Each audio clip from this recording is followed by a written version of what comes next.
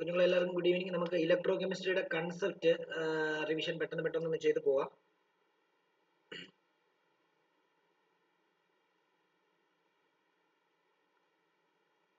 Electro കെമിസ്ട്രിക്ക് അത് ശരിക്കും പറഞ്ഞാൽ ഓൾറെഡി നമ്മൾ പറഞ്ഞു ഇലക്ട്രോ കെമിസ്ട്രി എന്ന് പറയുമ്പോൾ ശരിക്കും പറഞ്ഞാൽ പ്രൊഡക്ഷൻ ഓഫ് ഇലക്ട്രിസിറ്റി, ഒന്നെങ്കിൽ കെമിക്കൽ എനർജിയിൽ നിന്നും ഇലക്ട്രിസിറ്റി ഉണ്ടാക്കുന്നതിനെ പറ്റിയോ അല്ലെങ്കിൽ ഇലക്ട്രിക്കൽ എനർജിയിൽ നിന്നും കെമിക്കൽ എനർജി ഉണ്ടാക്കുന്നതിനെ പറ്റിയുള്ള രണ്ട് ടൈപ്പ് കാര്യങ്ങളാണ് ഇവിടെ പറയുന്നത്. അതായത് ഇലക്ട്രോലിസിസും എന്താണ് ഇലക്ട്രോ കെമിക്കൽ, അതായത് ഇലക്ട്രോലിറ്റിക് സെല്ലിനെ പറ്റിയും ഇലക്ട്രോ കെമിക്കൽ സെല്ലിനെ പറ്റിയും. ഇലക്ട്രോ കെമിക്കൽ സെൽ എന്ന് പറയുമ്പോഴത്തേക്കും അവിടെ എന്താണ് കെമിക്കൽ റിയാക്ഷൻ മൂലം ഇലക്ട്രിസിറ്റി ഉണ്ടാക്കുന്നതാണ് ഇലക്ട്രോ കെമിക്കൽ സെല്ല്. എന്നാൽ ഇലക്ട്രോലിറ്റിക് സെൽ എന്ന് പറയുമ്പോഴത്തേക്കും എന്താണ് ഇലക്ട്രിസിറ്റി ഉപയോഗിച്ചിട്ട് കെമിക്കൽ റിയാക്ഷൻ ഉണ്ടാക്കുന്നതിനെ പറ്റിയാണ് പറയുന്നത്. ഓർത്തോണം, രണ്ടിന്റെ ഡിഫറൻസ് മനസ്സിലാക്കിക്കോണം. ഇലക്ട്രോ കെമിക്കൽ റിയാക്ഷൻ എന്ന് പറഞ്ഞു കഴിഞ്ഞാൽ പെട്ടെന്ന്, അതായത് സ്പോണ്ടേനിയസ് ആയിട്ടുള്ള എന്താണ് റിയാക്ഷൻ ആണ്, മറ്റേത് നോൺ സ്പോണ്ടേനിയസ് റിയാക്ഷൻ ആണ്. പിന്നെ ഇലക്ട്രോ കെമിക്കൽ റിയാക്ഷൻ നടക്കുന്നത് രണ്ട് സെല്ലിലാണ്, രണ്ട് ചേംബറിലാണ്, ഇത് ഒറ്റ ചേംബറിലാണ് നടക്കുന്നത്. പിന്നെ ഇലക്ട്രോ കെമിക്കൽ ഇതിനകത്ത് സോൾട്ട് ബ്രിഡ്ജ് ആവശ്യമുണ്ട്, ഇലക്ട്രോലിസിസിനകത്ത് സോൾട്ട് ബ്രിഡ്ജിന്റെ ആവശ്യമില്ല. പിന്നെ ഇലക്ട്രോ കെമിക്കൽ റിയാക്ഷനകത്ത് മാത്രം ആനോഡിന് നെഗറ്റീവ് ചാർജും കാഥോഡിന് പോസിറ്റീവ് ചാർജ് ആയിരിക്കും. എന്നാൽ ഇലക്ട്രോലിസിസിനകത്ത് അല്ലെങ്കിൽ മറ്റുള്ള എല്ലാ അവസ്ഥയിലും ജനറലി ആനോഡിന് പോസിറ്റീവ് ചാർജും കാഥോഡിന് നെഗറ്റീവ് ചാർജാണ്. ഓക്കെ ആണല്ലോ. അപ്പം ഇതിനകത്ത് ആദ്യം നമുക്ക് പഠിക്കാനുള്ള ഒരു കൺസെപ്റ്റ് എന്ന് പറഞ്ഞു കഴിഞ്ഞാൽ ഇലക്ട്രോ കെമിക്കൽ സെല്ല് തന്നെയാണ്. Electrochemical cell, chemical cell തന്നെയാണ് നമുക്ക് പഠിക്കാനുള്ളത്. ഇലക്ട്രോ കെമിക്കൽ സെല്ലിന് ഒരു എക്സാമ്പിൾ നമുക്ക് പറയുകയാണെങ്കിൽ ഇലക്ട്രോ കെമിക്കൽ സെല്ലിന്റെ വേറെ പേര് ഗാൽവാനിക് സെൽ എന്നോ വോൾട്ടൈക് സെൽ എന്നോ ആണ്. അതിനൊരു എക്സാമ്പിൾ ആണ് ഡാനിയൽ സെൽ. അതായത് ഇലക്ട്രോ കെമിക്കൽ സെല്ലിന്റെ വേറെ പേരാണ് ഗാൽവാനിക് സെൽ അഥവാ വോൾട്ടൈക് സെൽ. അതിനൊരു എക്സാമ്പിൾ ആണ് എന്ത്, ഡാനിയൽ സെൽ എന്ന് പറയുന്നത്. ഡാനിയൽ സെല്ലാണ് നമ്മൾ വരയ്ക്കാൻ പോകുന്നത്. ഡാനിയൽ സെല്ലിന് രണ്ട് ചേംബർ ഉണ്ട്. ഈ രണ്ട് ചേംബറിൽ ഒരെണ്ണത്തിനകത്ത് ഞാൻ CuZnSO4 നിറയ്ക്കുന്നു, ഒരെണ്ണത്തിനകത്ത് CuSO4 നിറയ്ക്കുന്നു. ഓക്കെ. എന്നിട്ട് സിങ്ക് സൾഫേറ്റിനകത്ത് സിങ്ക് മുക്കി വെക്കുന്നു, കോപ്പർ സൾഫേറ്റിനകത്ത് കോപ്പർ മുക്കി വെക്കുന്നു. എന്നിട്ട് ഇതിനെ എക്സ്റ്റേണലി ഒരു വോൾട്ടിമീറ്റർ വെച്ചിട്ട് കണക്ട് ചെയ്യുന്നു. ഇന്റേണലി നമ്മളൊരു സോൾട്ട് ബ്രിഡ്ജ് വെച്ചിട്ട് എന്ത് ചെയ്യുന്നു, സോൾട്ട് ബ്രിഡ്ജ് വെച്ചിട്ട് നമ്മൾ എന്ത് ചെയ്യുന്നു,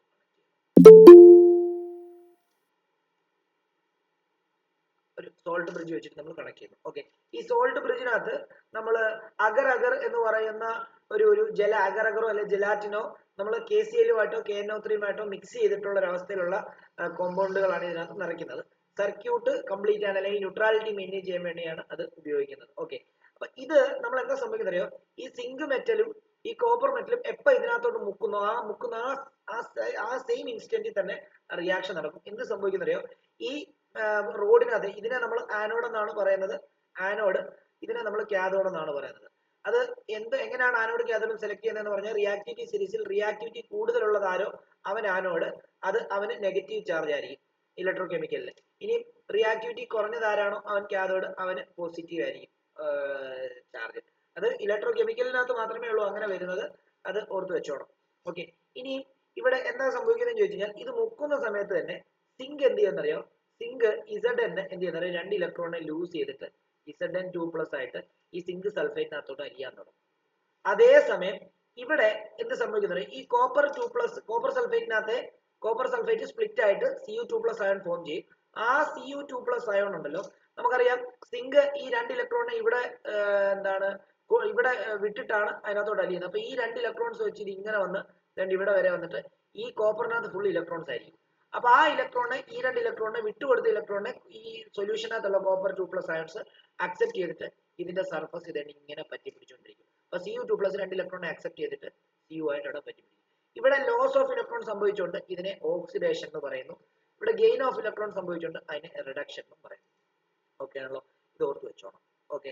അപ്പം പരീക്ഷയ്ക്ക് ഒരിക്കലും ഈ പറഞ്ഞ നെഗറ്റീവ് ഇട്ട് നമുക്ക് എഴുതാൻ പാടില്ല എന്നുള്ളൊരു നിയമമുണ്ട്. അതുകൊണ്ട് തന്നെ നെഗറ്റീവിനെ ഇപ്പുറത്തോട്ട് കൊണ്ടുപോയിട്ട് പോസിറ്റീവ് ആക്കി വേണം എഴുതാൻ. പക്ഷെ നെഗറ്റീവ് ഇട്ടാലേ നമുക്ക് മനസ്സിലാവുകയുള്ളൂ അത് ലോസ് ആണോ എന്ന്, അല്ലെങ്കിൽ നമ്മൾ രണ്ടും വിജയോ ഗെയിൻ ആണോ എന്നൊക്കെ ഉള്ളൊരു ചിന്ത നമ്മുടെ മനസ്സിൽ വരും. അപ്പൊ ഇങ്ങനെ ഈ റിയാക്ഷൻ നടക്കുന്ന സമയത്ത് എന്ത് സംഭവിക്കുന്ന അറിയാം, ഈ ഇലക്ട്രോൺ ഫ്ലോ ഇവിടെ നിന്ന് ആനോഡിൽ നിന്ന് കാഥോഡിലോട്ടല്ലേ ഇലക്ട്രോൺ ഒഴുകുന്നത്.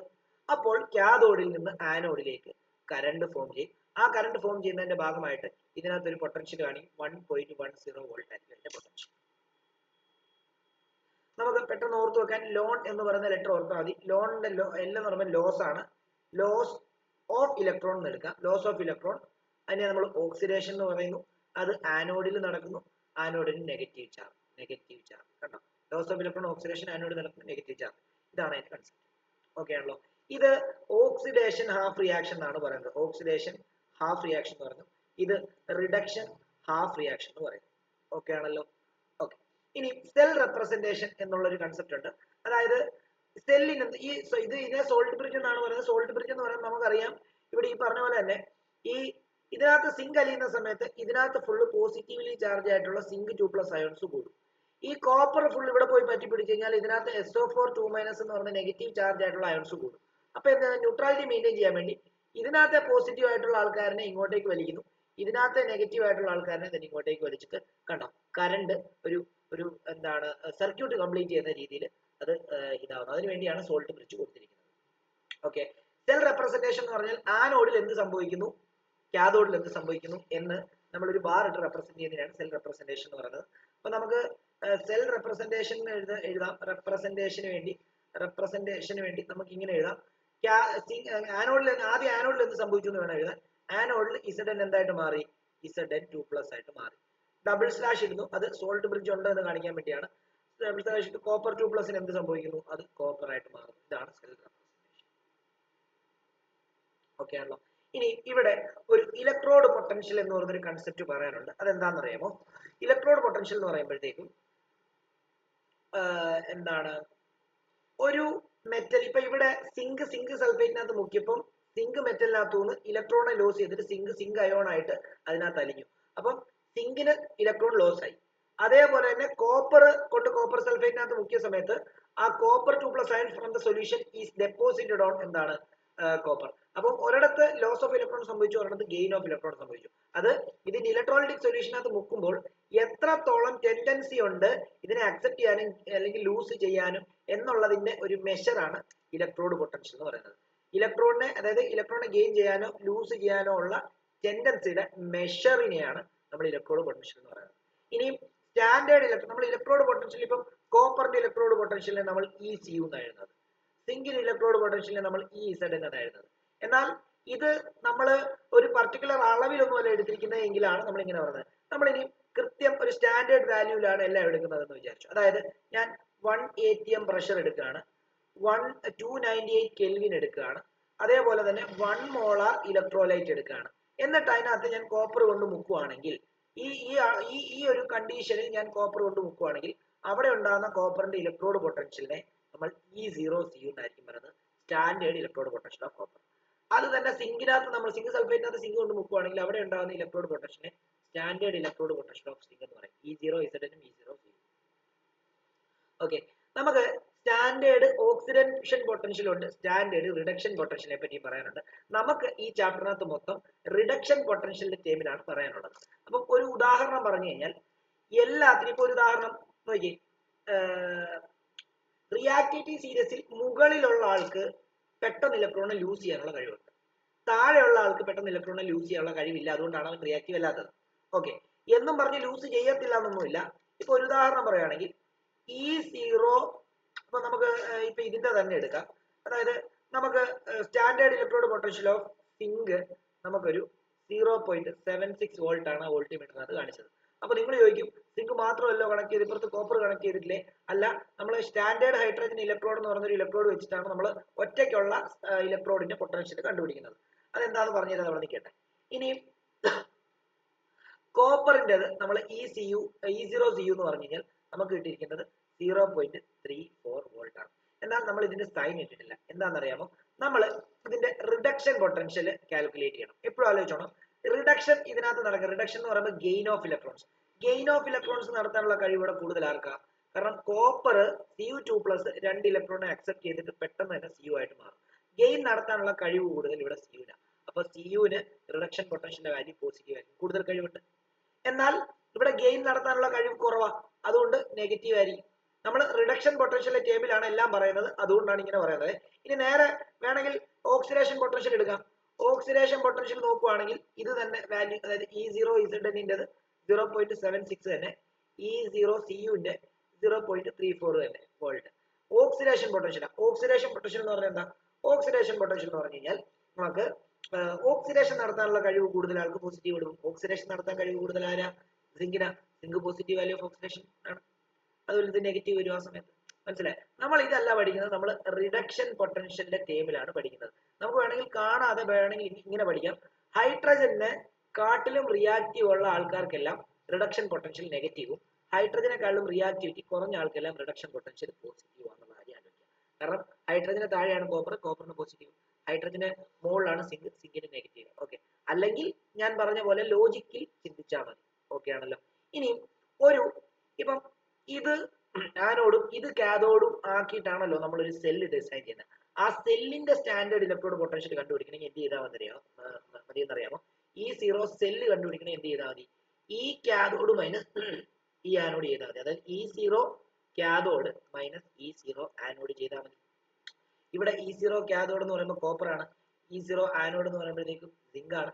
ഈ സീറോ യു എന്ന് പറയുമ്പോഴത്തേക്കും നമുക്ക് 0.34 വരുന്നു, മൈനസ് 0.76 എന്ന് വരുന്നു, അതായത് 1.10. അങ്ങനെയാണ് ഞാൻ നേരത്തെ നിങ്ങളെ കാണിച്ചപ്പോൾ അതിന്റെ പൊട്ടൻഷ്യൽ 1.10 വന്നത്. ഓക്കെ ആണല്ലോ. അപ്പൊ നിങ്ങൾ ചോദിക്കും ഇതിന് 0.76 എന്ന് പറഞ്ഞാൽ എങ്ങനെ കിട്ടി, അല്ലെങ്കിൽ ഇതിന് 0.34 എന്ന് പറഞ്ഞാൽ എങ്ങനെ കിട്ടി? അതെങ്ങനെയാണെന്ന് അറിയാമോ? സ്റ്റാൻഡേർഡ് ഹൈഡ്രജൻ ഇലക്ട്രോഡ് എന്ന് പറയുന്ന ഒരു ഷീ എന്ന് പറഞ്ഞൊരു സംഭവമുണ്ട്. ഈ ഷീ എന്ന് പറഞ്ഞാൽ ഒരു എന്താണ് ഒരു ഇലക്ട്രോലൈറ്റിക് ചേമ്പർ ആണ്. പക്ഷെ ഈ പറഞ്ഞ പോലെ തന്നെ അതിനകത്ത് ഒരു HCl ആണ് എടുത്തിരിക്കുന്നത്. 1 മോളാർ HCl ആണ് എടുത്തിരിക്കുന്നത്. അതുകൊണ്ട് 1 മോളാർ കോൺസെൻട്രേഷൻ HCl. എന്നിട്ട് ഇതിനകത്തൊരു പ്ലാറ്റിനം ഇലക്ട്രോഡ് ഉണ്ട്, കോട്ടൺ വിത്ത് പ്ലാറ്റിനം ബ്ലാക്ക്. അതായത് ഒരു പ്ലാറ്റിനം ഇലക്ട്രോഡ് തന്നെ ഇങ്ങനെ വെച്ചിരിക്കുകയാണ്. ഇവിടെ ഒരു ഗ്യാപ്പ് ഉണ്ട്, ഇതുവഴി ഹൈഡ്രജൻ ഉണ്ടാവും. ഇതുവഴി ഹൈഡ്രജൻ റിലീസ് ആവും. എന്നിട്ട് ഇതിനെ നിങ്ങൾക്ക് ഇപ്പം എന്താണ് സിങ്കിന്റെ കണ്ടുപിടിക്കുന്നതെങ്കിൽ ഇത് ഹൈഡ്രജൻ ആയതുകൊണ്ട് ഹൈഡ്രജനേക്കാളും റിയാക്ടിവിറ്റി കൂടുതലാണ് സിങ്കിന്. സിങ്കിനെ എന്ത് ചെയ്യുക? ആനോഡായിട്ട് കണക്ട് ചെയ്യുക. അപ്പൊ ഇവിടെ ഒരു വോൾട്ട്മീറ്റർ കണക്ട് ചെയ്യുക. ഇവിടെ എന്ത് ചെയ്യുക? ഇവിടെ നിങ്ങളൊരു സിങ്ക് എടുത്തിട്ട് സിങ്ക് സൾഫേറ്റ് ആണെന്ന് മുക്കി കഴിഞ്ഞ് കഴിഞ്ഞാൽ ഇവിടെ കാണിക്കുന്നത് ഈ സിങ്കിന്റെ റിഡക്ഷൻ പൊട്ടൻഷ്യൽ ആയിരിക്കും. സോറി, ഈ സിങ്കിന്റെ പൊട്ടൻഷ്യൽ ആയിരിക്കും. റിഡക്ഷൻ ആണോ ഓക്സിഡേഷൻ ആണോ എന്നുള്ളത് നമ്മൾ മൈനസ് ഇട്ട് പിന്നാണ് കാൽക്കുലേറ്റ് ചെയ്യുന്നത്. ഇനി ഇത് വെച്ചിട്ട് നമുക്ക്, കാരണം ഇതിന്റെ പൊട്ടൻഷ്യൽ എപ്പോഴും എന്താണെന്നറിയാം, ഇതിന്റെ പൊട്ടൻഷ്യൽ 0 ആണ്. അതായത് സ്റ്റാൻഡേർഡ് ഹൈഡ്രജൻ ഇലക്ട്രോണിന്റെ പൊട്ടൻഷ്യൽ എപ്പോഴും 0 ആണ്. അപ്പൊ ഇതിന്റെ മാത്രം പൊട്ടൻഷ്യൽ ആയിരിക്കും ഇതിനകത്ത് കാണിക്കുന്നത്. അതേപോലെ നിങ്ങൾക്ക് കോപ്പറിനെ കണ്ടുപിടിക്കണമെങ്കിൽ കോപ്പർ ഹൈഡ്രജനേക്കാളും റിയാക്ടിവിറ്റി കുറഞ്ഞ ആളാണ് ആയതുകൊണ്ട് കോപ്പറിന് ഷീനെ നിങ്ങൾ എന്തായിട്ട് കണക്ട് ചെയ്യുക? ഷീനെ നിങ്ങൾ ആനോഡായിട്ട് കണക്ട് ചെയ്യുക. എന്നിട്ട് വോൾട്ട്മീറ്ററിന്റെ സഹായത്തോടു കൂടി കോപ്പറിനെ നിങ്ങൾ കാഥോഡായിട്ട് കണക്ട് ചെയ്യുക. അപ്പോൾ ഇതിനകത്ത് കാണിക്കുന്ന വാല്യൂ ആണ് 0.34 വോൾട്ട്. പിന്നെ മൈനസും പ്ലസും ഒക്കെ ഓക്സിഡേഷൻ റിഡക്ഷന്റെ അനുസരിച്ച് അങ്ങോട്ടും ഇങ്ങോട്ടും മാറ്റി എഴുതുന്നതാണ്. ഓക്കെ ആണല്ലോ. ഇനി ഇതിന്റെ രണ്ടിന്റെ സെൽ റെപ്രസെന്റേഷൻ പരീക്ഷയ്ക്ക് ചോദിച്ചിട്ടുണ്ട്. അതായത് ഇതിന്റെ സെൽ റെപ്രസെന്റേഷൻ എന്ന് പറയുമ്പോൾ ആനോഡിൽ എന്ത് സംഭവിക്കുന്നു, കാഥോഡിൽ എന്ത് സംഭവിക്കുന്നു? ആനോഡിൽ എന്ത് സംഭവിച്ചു? ഈ റിയാക്ഷൻ എന്ന് പറയുമ്പോൾ Zn എന്തായിട്ട് മാറി? Zn2+ ആയിട്ട് മാറി. ഡബിൾ സ്ലാഷ് ഇടുന്നു. ഇവിടെ സോൾട്ട് ബ്രിഡ്ജ് ഉണ്ട്, ഡബിൾ സ്ലാഷ് ഇടുന്നു. ഡബിൾ സ്ലാഷ് ഇട്ടിട്ട് ഇവിടെ എന്ത് സംഭവിക്കുന്നു അറിയോ? ഹൈഡ്രജൻ അത് ശരിക്കും പറഞ്ഞു കഴിഞ്ഞാൽ H+H2 ആവുകയാണ് ചെയ്യുന്നത്. അതായത് H+ എന്തായിട്ട് മാറുന്നു? H2 ആയിട്ട് മാറുന്നു. ഓക്കെ, കോമ ആയിട്ട് പ്ലാറ്റിനം ഒന്നും വിടണം, കാരണം പ്ലാറ്റിനം റിയാക്ഷനകത്ത് പങ്കെടുക്കത്തില്ലെങ്കിലും സർഫസ് വിട്ടുകൊടുക്കും. ഇവിടെ എഴുതുന്ന സമയത്ത് ആദ്യം ഇവിടെ എന്താണ് ഹൈഡ്രജൻ ഇത് ഇവിടെ എഴുതണം. അതായത് പ്ലാറ്റിനം കോമ H2 എന്തായിട്ട് മാറുന്നു? H+ ആയിട്ട് മാറുന്നു. ഡബിൾ, കാരണം അവിടെ ഓക്സിഡേഷൻ നടക്കുന്നത്. ഡബിൾ സ്ലാഷ് ഇടുന്നു. പിന്നെന്താ? Cu2+ എന്തായിട്ട് മാറുന്നു? Cu ആയിട്ട് മാറുന്നു. കണ്ടോ? ഇത് രണ്ടും ഒന്ന് ഓർത്ത് വെച്ച് പഠിച്ചേക്കണം. ഷീ കണക്ട് ചെയ്യുമ്പോൾ ഉള്ള സിങ്കിന്റെയും ഇതിന്റെയും സെൽ റെപ്രസെന്റേഷൻ പരീക്ഷയ്ക്ക് ചോദിക്കാറുണ്ട്. ഓക്കെ ആണോ?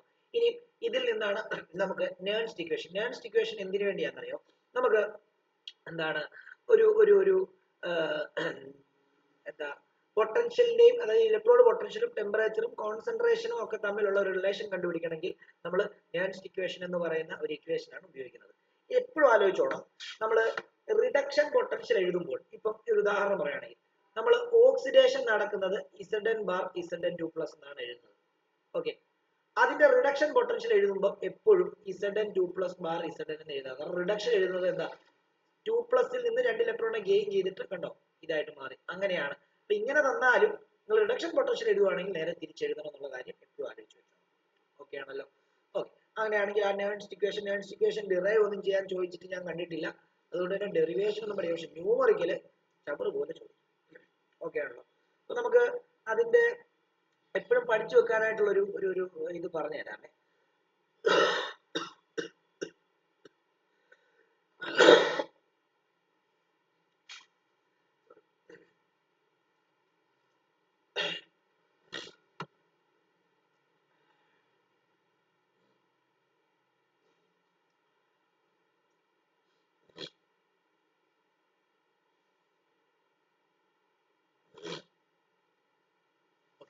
നേൺസ്റ്റ് ഇക്വേഷന്റെ ഏറ്റവും ബേസിക് ഇക്വേഷൻ എന്ന് പറഞ്ഞാൽ എല്ലാ ഇക്വേഷൻസ് ഒന്ന് ഓടിച്ചുവിടാം. അതായത് നേൺസ്റ്റ് ഇക്വേഷന്റെ മെയിൻ എല്ലാ ഇക്വേഷൻസും പറഞ്ഞുതരാം. നേൺസ്റ്റ് ഇക്വേഷൻ നമുക്ക് ഇലക്ട്രോഡ് പൊട്ടൻഷ്യൽ കണ്ടുപിടിക്കാൻ വേണ്ടിയാണ്. ഇലക്ട്രോഡ് പൊട്ടൻഷ്യലിന്റെയും ടെമ്പറേച്ചറും അതേപോലെ തന്നെ കോൺസെൻട്രേഷനും ഒക്കെ തമ്മിലുള്ള ഒരു റിലേഷൻ കണ്ടുപിടിക്കാൻ വേണ്ടിയാണ് അത് ഉപയോഗിക്കുന്നത്. അപ്പം Nernst equation electrode potential E is equal to E0 minus RT divided by NF. Ln natural logarithm ആണ് into concentration of metal divided by concentration of metal ion Mn plus. അതിൽ E എന്ന് പറയുമ്പോൾ reduction potential, E0 എന്ന് പറയുമ്പോഴത്തേക്ക് standard reduction potential, R universal gas constant, T temperature, അതേപോലെ absolute temperature ആണ് T. അതേപോലെ N എന്ന് പറയുന്നത് എന്താണ് നമ്പർ ഓഫ് ഇലക്ട്രോൺസ്, എന്താണ് ലോസ്റ്റ് ഓർ ഗെയിൻ. അതേപോലെ തന്നെ F Faraday's constant, Ln natural logarithm, M concentration of capital എന്ന് പറയുമ്പോൾ കോൺസെൻട്രേഷൻ ഓഫ് മെറ്റൽ, അതെപ്പോഴും മണ്ണായിട്ട് എടുക്കുന്നത്, താഴെ concentration of metal ion. Okay ആണല്ലോ. നമ്മൾ എപ്പോഴും കുറച്ച് ലോഗ് കാൽക്കുലേഷൻ പഠിച്ചു വെച്ചിരിക്കണം. അതായത് Ln-നെ, അതായത് Ln എന്ന് പറയുമ്പോൾ log to the base E എന്ന അർത്ഥം. ഇതിനെ നമുക്ക് ലോഗ് ടു ദി ബേസ് 10 ആക്കണമെന്നുണ്ടെങ്കിൽ ലോഗ് ടു ദി ബേസിന്റെ കൂടെ ഇൻറ്റു 2.303 ചെയ്ത് കഴിഞ്ഞാൽ നമുക്ക് Ln-നെ ലോഗ് 10 ആക്കാൻ പറ്റും. അത് ഓർത്ത് വെച്ചേക്കണം. അതേപോലെ തന്നെ ലോഗ് 1/a-നെ നമുക്ക് മൈനസ് ലോഗ് a എന്ന് എഴുതാനായിട്ട് സാധിക്കും. അതും ഇനി ലോഗ്, അതായത് a/b-നെ നമുക്ക് മൈനസ് ലോഗ് b/a എന്നാക്കാം. ഓർത്ത് വെച്ചോണം. അതെല്ലാം തിരിച്ചു മറിച്ച് ഇത് തന്നെയാണ് കൺസെപ്റ്റ്. ഓക്കെ ആണല്ലോ. അങ്ങനെയാണെങ്കിൽ നമുക്ക് ഇത് ജനറൽ ഇക്വേഷൻ. ഇനി ഇതിൽ നിന്ന് നമുക്ക് കോൺസെൻട്രേഷൻ, ഇതിന്റെ കോൺസെൻട്രേഷൻ, അതായത് എമ്മിന്റെ concentration of metal, pure metal 1 ആയിട്ട് എടുത്തു കഴിഞ്ഞാൽ, അതേപോലെ ആറിന്റെ വാല്യൂ, ടിയുടെ വാല്യൂ, എഫിന്റെ വാല്യൂ ഇട്ട് കൊടുത്തു കഴിഞ്ഞാൽ നമുക്ക് ഇയുടെ ഇക്വേഷൻ E0 മൈനസ് എന്താണ് ഇങ്ങനെ കിട്ടും. E0 minus 0.0591 divided by N. കാരണം എഫിന് 96500 ഇട്ട് കൊടുത്തു, ആറിന് 8.314 ഇട്ട് കൊടുത്തു, ടെമ്പറേച്ചറിന് 290 ഇട്ട് കൊടുത്തു. അതെല്ലാം ഇട്ട് കൊടുത്തിട്ട് നമുക്ക് ഇങ്ങനെ വരുന്നു. പിന്നെ നമുക്ക് വേണമെന്നുണ്ടെങ്കിൽ എന്താക്കാം, ഇതിന് ഇനി വേറൊരു കാര്യം കൂടെ ഉണ്ട്. ഇതിനെ Ln-നെ മാറ്റി ലോഗ് ആക്കുമ്പോൾ 2.303 കൊണ്ട് മൾട്ടിപ്ലൈ ചെയ്യുകയും ചെയ്തു കേട്ടോ. അങ്ങനെയാണെങ്കിൽ നമുക്ക് കിട്ടുന്നത് ഇങ്ങനെയാണ്, 0.0591 ലോഗ് കോൺസെൻട്രേഷൻ ഓഫ് എന്താണ് ഇതിനെ 1/mn പ്ലസ്. ഓക്കെ.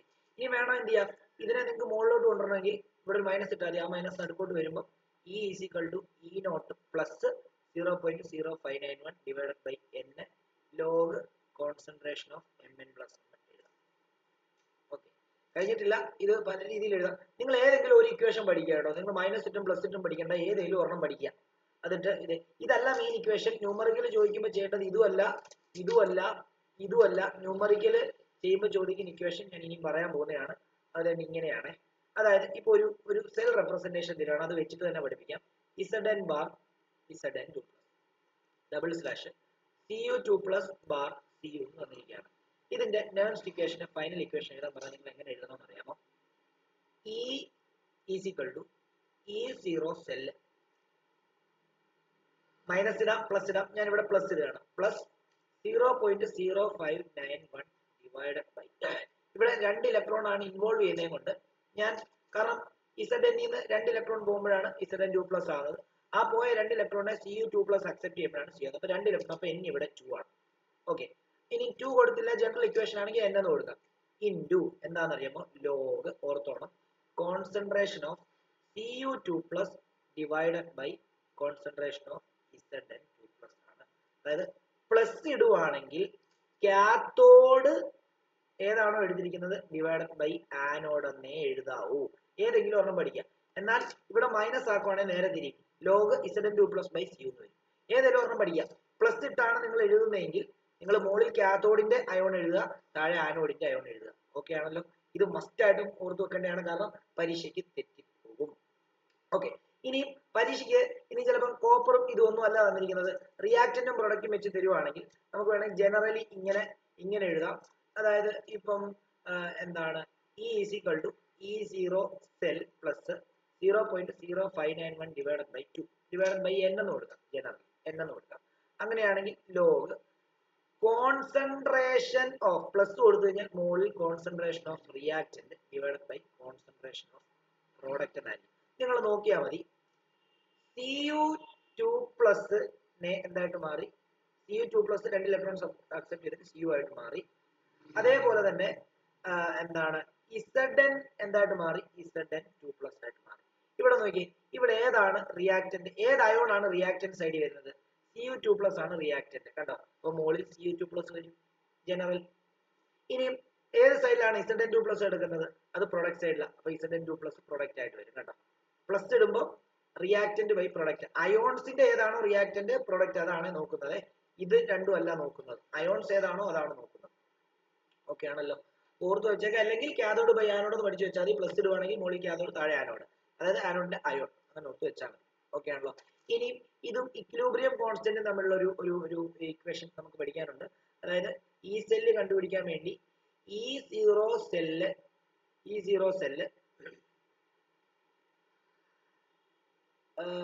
നമുക്ക്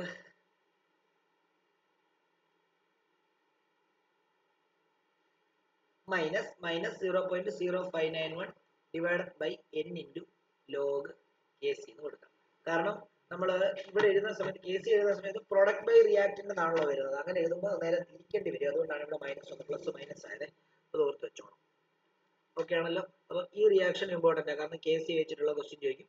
അതേപോലെ തന്നെ ഇതും ഈ തൊട്ട് മുകളിൽ നമ്മൾ പഠിപ്പിച്ചത് cathode minus cathode by anode, ഇത് ഓർത്ത് വെച്ചോണം.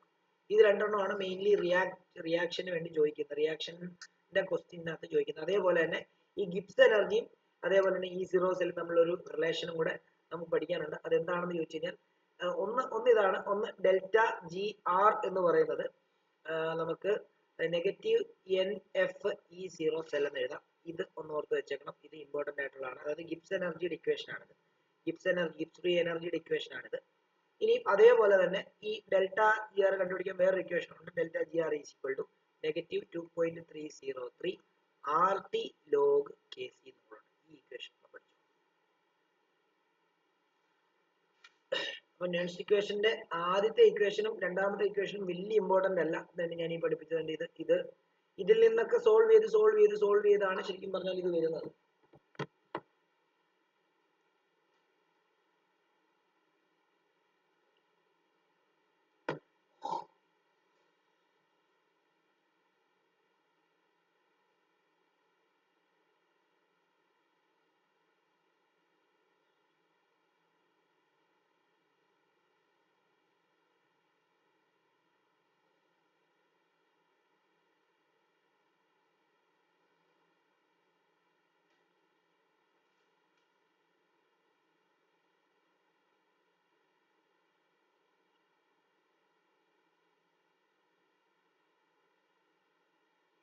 പിന്നെ ഇതിനകത്ത് നെക്സ്റ്റ് ഇക്വേഷൻ കഴിഞ്ഞ് കഴിഞ്ഞാൽ പിന്നീട് ഇമ്പോർട്ടന്റ് ആയിട്ടുള്ളത് കണ്ടക്ടൻസ് ഓഫ് ഇലക്ട്രോലൈറ്റിക് സൊല്യൂഷൻ എന്ന് പറയുന്ന ഒരു ടോപ്പിക്കാണ്.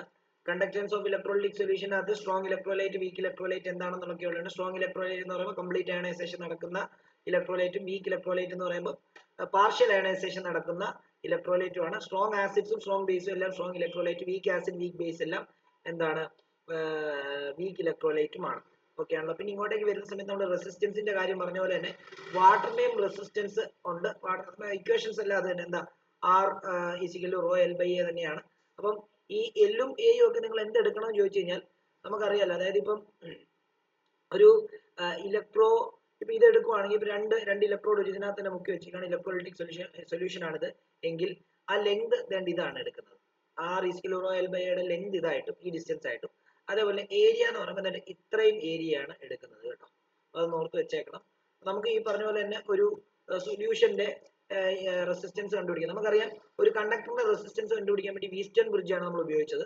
അതേപോലെ തന്നെ സൊല്യൂഷനെ ഒരു സ്പെഷ്യലി ഡിസൈൻഡ് സെല്ലിന്റെ സഹായത്തോടു കൂടി നമുക്ക് എന്ത് ചെയ്യാൻ പറ്റും? നമുക്ക് അതിന്റെയും സ്പെഷ്യലി ഡിസൈൻഡ് സെല്ലിന്റെ സഹായത്തോടു കൂടി വീസ്റ്റൺ ബ്രിഡ്ജ് കണക്ട് ചെയ്ത് കഴിഞ്ഞാൽ അതിന്റെയും റെസിസ്റ്റൻസ് നമുക്ക് കണ്ടുപിടിക്കാൻ പറ്റും എന്നുള്ളതാണ് ഇവിടെ പറയുന്നത്. ഓക്കെ ആണല്ലോ? അപ്പൊ ഇക്വേഷൻസ് എല്ലാം അത് തന്നെയാണ്.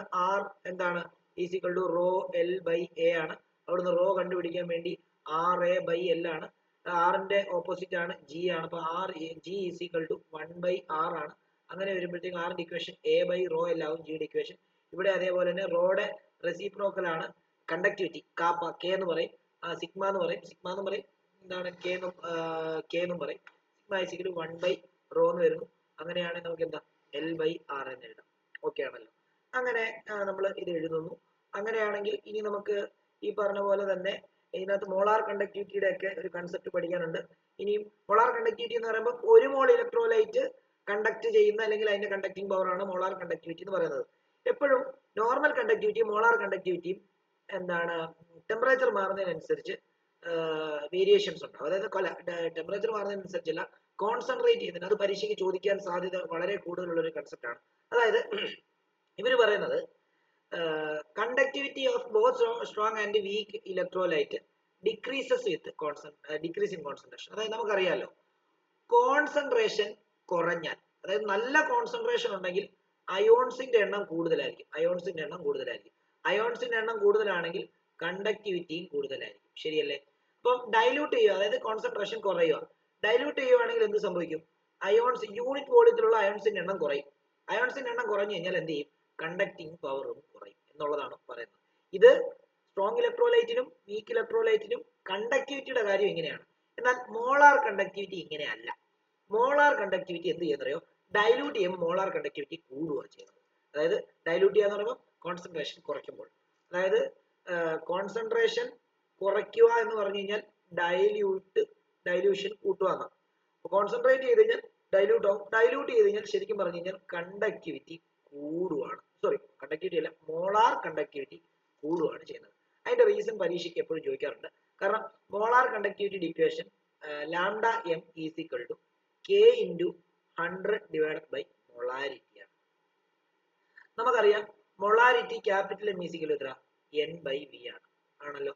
അങ്ങനെയാണെങ്കിൽ നമുക്കറിയാം കോൺസെൻട്രേഷൻ കുറയ്ക്കുവാണെങ്കിൽ അല്ലെങ്കിൽ ഡൈല്യൂട്ട് ചെയ്യുവാണെങ്കിൽ വോളിയം കൂടുകയാണ് ചെയ്യുന്നത്. ശരിയല്ലേ? കൂടുതൽ വെള്ളം ഒഴിക്കുകയാണെങ്കിൽ വോളിയം കൂടും. വോളിയം കൂടിയാൽ മൊളാരിറ്റി കുറയും എന്നുള്ള കാര്യം നമുക്കറിയാം. മൊളാരിറ്റി കുറഞ്ഞാൽ ഈ റിലേഷൻ വെച്ചിട്ട് മോളാർ കണ്ടക്ടിവിറ്റി കൂടും. ഇതാണ് അതിന്റെ റീസൺ. ഓക്കെ ആണല്ലോ? ഇത് ഓർത്ത് വെച്ചോണം. ഇനി സ്ട്രോങ് ഇലക്ട്രോലൈറ്റിന്റെ മോളാർ കണ്ടക്ടിവിറ്റി കണ്ടുപിടിക്കാൻ വേണ്ടി നമുക്കൊരു ഇക്വേഷൻ ഉണ്ട്. ഡിബേ ഹക്കിൾ ഒൺസാഗർ ഇക്വേഷൻ എന്ന് പറയുന്നൊരു ഇക്വേഷൻ ഉണ്ട്. അത് വെച്ചിട്ട് ഗ്രാഫ് പലപ്പോഴും 2 മാർക്കിന് പരീക്ഷയ്ക്ക് ചോദിക്കാറുണ്ട്. അത് ഓർത്ത് വെച്ചോണം. അതൊന്ന് ജസ്റ്റ് ഒന്ന് ഓടിച്ചിട്ട് പറഞ്ഞുതരാം. ഡിബേ ഹക്കിൾ ഒൺസാഗർ ഇക്വേഷൻ, അതായത് സ്ട്രോങ് ഇലക്ട്രോലൈറ്റിന്റെ molar conductivity, variation of molar conductivity concentration കണ്ടുപിടിക്കാനുള്ള ഇക്വേഷൻ ആണ്. അതെന്താണെന്നറിയോ? ലാംഡ എം സി, അതായത് molar conductivity any concentration is equal to lambda M naught. അതെന്ന് പറയുമ്പോഴത്തേക്കും ലിമിറ്റിംഗ് മോളാർ കണ്ടക്ടിവിറ്റി, അതെന്താന്ന് പറഞ്ഞുതരാം, മൈനസ് എ റൂട്ട് സി എന്നാണ്. ഇതിനൊന്ന് അറേഞ്ച് ചെയ്തിട്ട് lambda M C is equal to minus A root C plus lambda naught M എന്ന് എഴുതുകയാണ്. എന്നിട്ട് ഇതിനെ ഇക്വേഷൻ ഓഫ് ലൈൻ ആയിട്ടുള്ള y is equal to M X plus C ആയിട്ട് സങ്കല്പിക്കുകയാണ്, അല്ലെങ്കിൽ എന്താണ് കമ്പയർ ചെയ്യാണ്. അപ്പൊ വൈയുടെ സ്ഥാനത്ത് ഡെൽറ്റ എം സി വരുന്നു, എക്സിന്റെ സ്ഥാനത്ത് റൂട്ട് സി വരുന്നു. എന്താണ് അതായത് ശരിക്കും y എന്ന് പറയുമ്പോൾ y കോർഡിനേറ്റ്, എം എന്ന് പറയുമ്പോൾ സ്ലോപ്പ്, എക്സ് എന്ന് പറയുമ്പോൾ എക്സ് കോർഡിനേറ്റ്, സി എന്ന് പറയുമ്പോൾ y ഇന്റർസെപ്റ്റ്. നമുക്കൊരു ഗ്രാഫ് വരച്ചു കഴിഞ്ഞാൽ ഇത് എക്സും ഇത് y ആക്സിസും ആണല്ലോ. അപ്പോൾ y ആക്സിസിൽ നേരെ ലാംഡ എം സി ആയതുകൊണ്ട് ഇവിടെ ലാംഡ എം സി ആയിരിക്കും. എക്സിന് നേരെ റൂട്ട് സി ആയതുകൊണ്ട് ഇവിടെ കോൺസെൻട്രേഷൻ ആയിരിക്കും. കോൺസെൻട്രേഷൻ മോളാർ കണ്ടക്ടിവിറ്റി തമ്മിലുള്ള റിലേഷൻ ആണ് ഈ പറയുന്നത്. സ്ലോപ്പ് നെഗറ്റീവ് ആയ, സ്ലോപ്പ് നെഗറ്റീവ് ആണെങ്കിൽ ഗ്രാഫ് താഴോട്ടാണ് വരുന്നത്. ഇങ്ങനെയായിരിക്കും വരുന്നത്. ഇനി ഇതിനെ ഞാൻ എക്സ്റ്റെൻഡ് ചെയ്തിട്ട് ഇത് എപ്പോഴാണോ y ആക്സിസ് വന്ന് മുട്ടുന്നത് ആ പോയിന്റിനെയാണ് നമ്മൾ ലിമിറ്റിംഗ് മോളാർ കണ്ടക്ടിവിറ്റി. ഓക്കെ ആണല്ലോ? അപ്പൊ ഇതായിരിക്കും y ഇന്റർസെപ്റ്റ് എന്ന് പറയുന്നത്. അതാണ് ഇവിടെ ഡെൽറ്റ. അതിനർത്ഥം എന്താ അറിയോ? നിങ്ങൾ നോക്കി, ഇവിടം വരെ ഒരു പെർട്ടിക്കുലർ കോൺസെൻട്രേഷനിലുള്ള മോളാർ കണ്ടക്ടിവിറ്റി ആണ് വേണ്ടത്. ഇനി ഞാൻ ഡൈല്യൂട്ട് ചെയ്യുക, കോൺസെൻട്രേഷൻ ഇങ്ങോട്ടേക്ക് വരുമ്പോഴത്തേക്കും കോൺസെൻട്രേഷൻ കുറയ്ക്കുമ്പോൾ കണ്ടോ മോളാർ കണ്ടക്ടിവിറ്റി കണ്ടോ? ഇതായിരുന്നു, അതിനെക്കാട്ടിലും കൂടി കണ്ടോ കൂടി. ഇൻഫിനിറ്റ് ഡൈല്യൂഷൻ ചെയ്യുന്ന സമയത്ത് മാക്സിമം മോളാർ കണ്ടക്ടിവിറ്റി ആയിരിക്കും അതിനുള്ളത്. മോളാർ കണ്ടക്ടിവിറ്റി വളരെ കൂടുതലായിരിക്കും. ഇത് പറയുന്ന അല്ലെങ്കിൽ ഈ റിലേഷൻ നമുക്ക് കാണിച്ചു തരുന്ന ഒരു ഇക്വേഷൻ ആണ് എന്ത്? ഡിബേ ഹക്കിൾ ഒൺസാഗർ ഇക്വേഷൻ എന്ന് പറയുന്നത്. ഇതിന്റെ പേര് ഡിബേ ഹക്കിൾ ഒൺസാഗർ ഇക്വേഷൻ എന്നാണ്, ഓർത്ത് വെച്ചോളാം. എന്നാൽ ഈ ഇക്വേഷൻ വെച്ചിട്ട് വീക്ക് ഇലക്ട്രോലൈറ്റിന്റെ ഗ്രാഫ് നമുക്ക് വരയ്ക്കാൻ പറ്റത്തില്ല. നിങ്ങൾ ഈ ഇക്വേഷൻ വെച്ചിട്ട് വീക്ക് ഇലക്ട്രോലൈറ്റിന്റെ ഗ്രാഫ് വരച്ചു കഴിഞ്ഞാൽ ഗ്രാഫ് ഇങ്ങനെ ആയിരിക്കും വരുന്നത്. അതായത് ലാംഡ എം സിയും റൂട്ട് സിയും തമ്മിലൊരു ഗ്രാഫ് വീക്ക് ഇലക്ട്രോലൈറ്റിന്റെ വരച്ചു കഴിഞ്ഞാൽ ഇങ്ങനെ ആയിരിക്കും വരുന്നത്. ഇതിനെ നമുക്ക് ഒരിക്കലും എക്സ്ട്രാപൊളേറ്റ് എന്ന് പറയുമ്പോൾ ബാക്കിലോട്ട് വലിച്ച് നീട്ടുക എന്നുള്ളതാണ് എക്സ്ട്രാപൊളേറ്റ് ചെയ്യാന്നുള്ളത്. ഇതിനെ എക്സ്ട്രാപൊളേറ്റ് ചെയ്ത് കഴിഞ്ഞാൽ എവിടെയാണ് മുട്ടുന്നത് നമുക്ക് കണ്ടുപിടിക്കാൻ പറ്റത്തില്ല. അതുകൊണ്ട് തന്നെ നമുക്ക് ഈ ഡിബേ ഹക്കിൾ ഒൺസാഗർ ഇക്വേഷൻ വെച്ചിട്ട് നമുക്ക് കണ്ടുപിടിക്കാൻ പറ്റത്തില്ല. പകരം Kohlrausch's law of independent migration of ion എന്ന് പറഞ്ഞൊരു കൺസെപ്റ്റ് വെച്ചിട്ടാണ് കണ്ടുപിടിക്കുന്നത്. അതായത് ഏതൊരു കോമ്പൗണ്ടിന്റെ ലിമിറ്റിംഗ് മോളാർ കണ്ടക്ടിവിറ്റിനെയും അതിന്റെ അയോണിക് ലിമിറ്റിംഗ് മോളാർ കണ്ടക്ടിവിറ്റിയുടെ സം ആയിട്ട് എഴുതാൻ പറ്റും എന്നുള്ളതാണ് കോൾ-റോഷ്യസ് ലോ പറയുന്നത്. എന്ന് പറഞ്ഞു കഴിഞ്ഞാൽ ഇപ്പം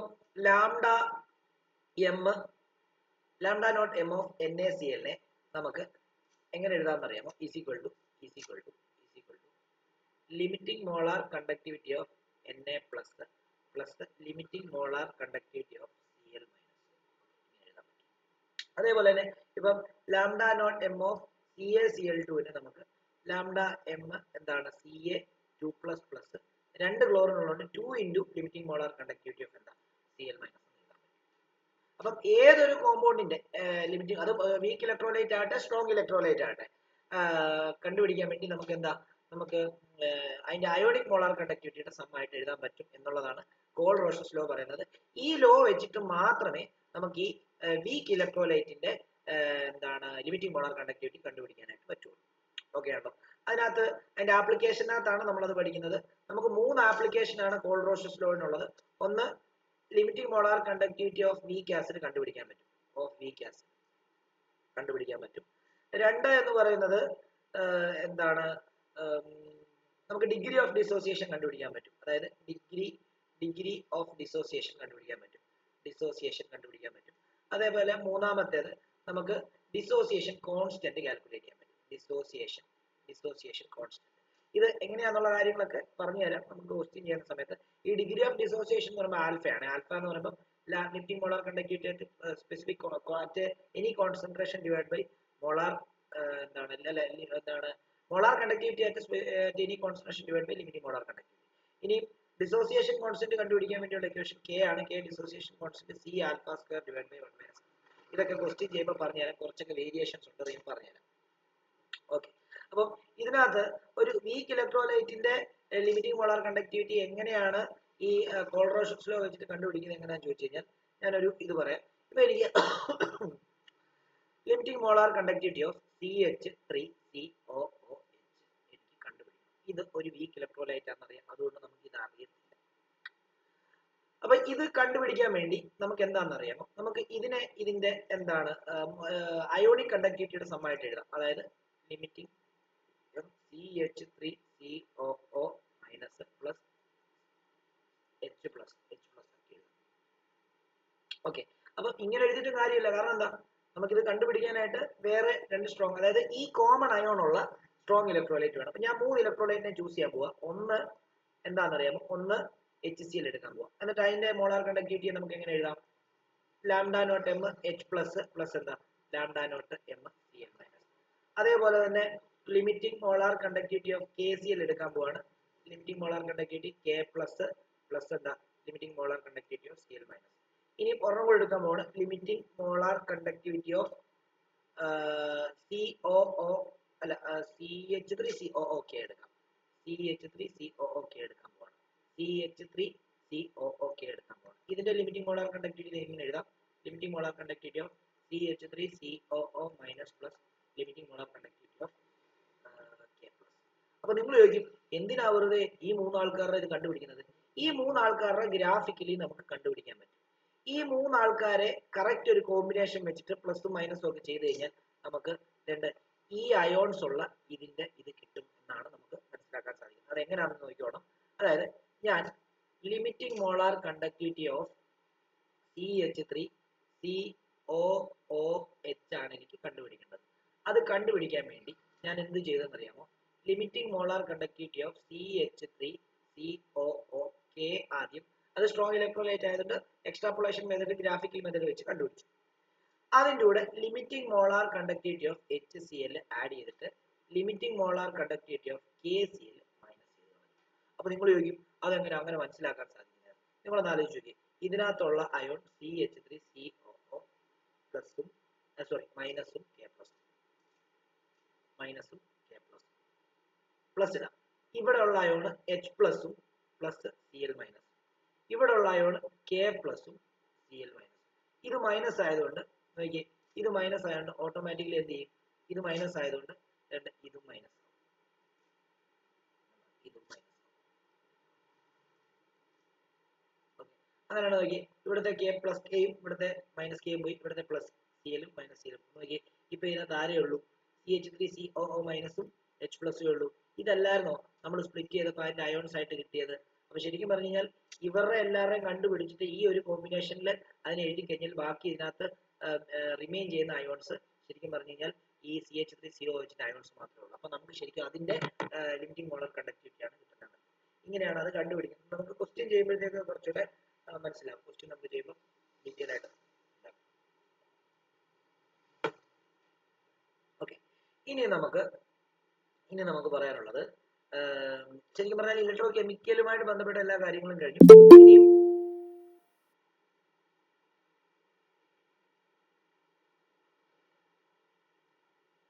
ഇനി നമുക്ക് ഇലക്ട്രോലിസിസിനെ പറ്റിയാണ് പഠിക്കാനുള്ളത്. ഇലക്ട്രോലിസിസിനകത്ത് മെയിൻ ആയിട്ട് പഠിക്കാനുള്ളത് electrolysis of molten NaCl, electrolysis of aqueous NaCl പഠിക്കാനുണ്ട്.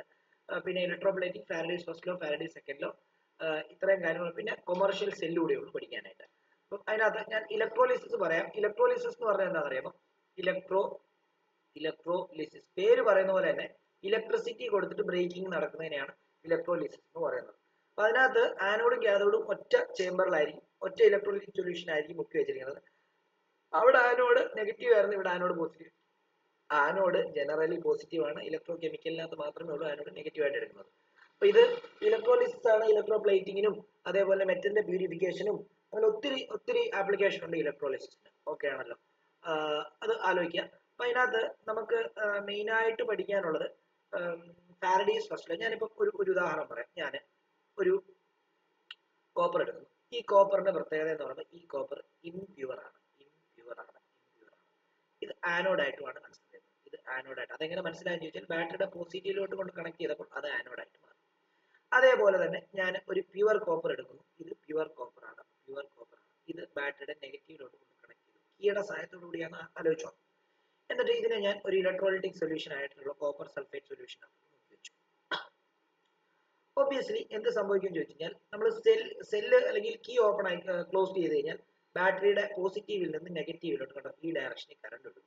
ഈ ഡയറക്ഷനിൽ കറണ്ട് ഒഴുകുമ്പോൾ ഈ സൊല്യൂഷന്റെ CuSO4 സ്പ്ലിറ്റ് ചെയ്തിട്ട് Cu2+ SO4 2- ആക്കി മാറ്റും. ഈ Cu2+ എന്ത് ചെയ്യുമെന്ന് അറിയാമോ? Cu2+ നേരെ കണ്ടോ ഈ ഇവിടെ നെഗറ്റീവായിട്ട് കണക്ട് ചെയ്തിരിക്കുന്ന ഇത് കാഥോഡ് ആയതുകൊണ്ട് ഇതേ ഫുൾ നെഗറ്റീവ് ചാർജ് ഉള്ളതുകൊണ്ട് ആ നെഗറ്റീവ് ഇവിടോട്ട് പോയി പറ്റിപ്പിടിക്കും. അതേസമയം ഈ Cu എന്ത് ചെയ്യുന്നറിയാമോ? C2+ ആയിട്ട് ഇതിനകത്ത് അരിഞ്ഞുകൊണ്ടിരിക്കും. അതായത് ആനോഡിൽ നടക്കുന്നത് എന്താണെന്നറിയാമോ? Cu എന്ന് പറയുന്നത് 2 ഇലക്ട്രോണെ ലൂസ് ചെയ്തിട്ട് Cu2+ ആയിട്ട് ഇതിനകത്തോട്ട് അരിഞ്ഞുകൊണ്ടേയിരിക്കും. At the same time electricity പോയപ്പോൾ സ്പ്ലിറ്റ് ആയ CuSO4ന്റെ Cu2+ എന്ത് ചെയ്യുന്നറിയാമോ? Cu2+ ഈ കാഥോഡിലുള്ള ഇഷ്ടത്തിനുള്ള ഇലക്ട്രോൺസ് ഈ 2 ഇലക്ട്രോൺസിനെ അക്സെപ്റ്റ് ചെയ്തിട്ട് എന്ത് ചെയ്യും? Cu ആയിട്ട് അവിടെ പോയി. ശരിക്കും പറഞ്ഞാൽ ഇവിടെ ഇംപ്യൂർ ആണെങ്കിൽ ആ ഇംപ്യൂരിറ്റീസ് എല്ലാം തന്നെ ഇവിടെ അടിഞ്ഞു കൂടിയിട്ട് പ്യൂർ ആയിട്ടുള്ള കോപ്പർ മാത്രം എന്ത് ചെയ്യും കണ്ടോ. അതായത് ഇവിടുന്ന് ഈ സൊല്യൂഷനകത്തുള്ള Cu2+ തീരും തോറും ഇവിടുന്ന് എന്ത് ചെയ്യുക ഇങ്ങനെ സപ്ലൈ ചെയ്തുകൊണ്ടിരിക്കുക. അങ്ങനെ ഈ സൊല്യൂഷൻ എന്താണ് ഇത് ഫുൾ എന്ത് ചെയ്യും? ഇത് ഫുള്ള് ഇവിടെ പോയി ഡെപ്പോസിറ്റ് ആകുന്ന വരെ. ഇതാണ് ഇലക്ട്രോ പ്ലേറ്റിംഗ് എന്ന് പറയുന്നത്. ഇത് ശരിക്കും ഇലക്ട്രോലിസിസിന്റെ ഒരു ആപ്ലിക്കേഷനാണ്. ഓക്കെ, അപ്പൊ ഇത് വെച്ചിട്ടാണ് ഫാരഡി എന്ന് പറയുന്ന സയന്റിസ്റ്റ് 2 ലോ മുമ്പിലേക്ക് കൊണ്ടുവന്നത്. ഒന്ന് ഫാരഡീസ് ഫസ്റ്റ് ലോയും ഫസ്റ്റ് ലോയും അതേപോലെ തന്നെ സെക്കൻഡ് ലോയും. ഫാരഡീസ് സെക്കൻഡ് ലോയും. ഫാരഡീസ് ഫസ്റ്റ് ലോ എന്ന് പറഞ്ഞാൽ എന്താണെന്നറിയോ? നമ്മൾ എത്ര ഇലക്ട്രിസിറ്റി പാസ് ചെയ്യുന്നു അത്രയും ഡെപ്പോസിഷനെ നടക്കത്തുള്ളൂ. ഇപ്പൊ ഒരു ഉദാഹരണം പറയുകയാണെങ്കിൽ Ag എന്ന് പറയുന്ന ആള് ഒരു ഇലക്ട്രോണിനെ അക്സെപ്റ്റ് ചെയ്താലേ Ag2+ എന്ന് പറയുന്ന അല്ലെ Ag1+ എന്ന് പറയുന്ന ആള് ഒരു ഇലക്ട്രോൺ അക്സെപ്റ്റ് ചെയ്താലേ Ag ആയിട്ട് ഡെപ്പോസിറ്റ് ചെയ്യത്തുള്ളൂ. ഓക്കെ ആണല്ലോ. ഒരു ഇലക്ട്രോൺ അക്സെപ്റ്റ് ചെയ്യാൻ വേണ്ടി കറസ്പോണ്ടിങ് ആയിട്ടുള്ള ഇലക്ട്രോൺ എന്ന് പറയുന്നത് കറണ്ട് എന്ന് പറയുന്നത് 1 ഫാരഡേ കറണ്ട്, അതായത് 96500 കൂളംബ് ആയിരിക്കും. ശരിക്കും പറഞ്ഞാൽ അത്രയും കറണ്ട് ഉണ്ടാവണം എന്താണ് ഒരു ഇലക്ട്രോണിനെ അക്സെപ്റ്റ് ചെയ്യിക്കാൻ വേണ്ടി. ഓക്കെ ആണല്ലോ. 2 വരുമ്പോൾ 2f വരും, 3 വരുമ്പോൾ 3f വരും. ഓക്കെ ആണല്ലോ. അപ്പം ഉദാഹരണം പറയുകയാണെങ്കിൽ നിങ്ങൾ Ag1+ന് ഒരു ഇലക്ട്രോൺ അക്സെപ്റ്റ് ചെയ്യാൻ വേണ്ടി 1 ഫാരഡേ കറണ്ട് കൊടുത്തു കഴിഞ്ഞാൽ അത് Ag ആവും. അതായത് 108 ഗ്രാം Ag അവിടെ ഡെപ്പോസിറ്റ് ചെയ്യും. അതായത് അതിന്റെ മാസ് എത്രയാണോ അത്രയും അവിടെ ഡെപ്പോസിറ്റ് ചെയ്യും. Cu2+നാണെങ്കിൽ നിങ്ങൾക്ക് 2 ഇലക്ട്രോൺസ് എന്താണ് അക്സെപ്റ്റ് ചെയ്തിട്ടാണ് Cu ആവുന്നത്. അപ്പം 2 ഇലക്ട്രോൺസ് അക്സെപ്റ്റ് ചെയ്യാൻ വേണ്ടിയുള്ള ഇലക്ട്രിസിറ്റി എന്ന് പറയുമ്പോൾ 2 ഫാരഡേ. 2 ഫാരഡേ കൊടുക്കുമ്പോൾ 63.5 ഗ്രാം ഇതായിരിക്കും ഇതിന്റെ മാസ്. അത്രയും മാസ് ആയിരിക്കും അവിടെ ഡെപ്പോസിറ്റ് ചെയ്യുന്നത്.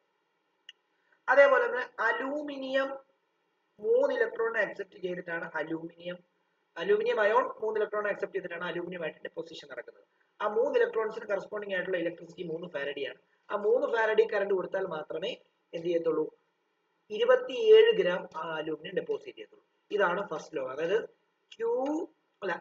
M directly proportional to Q.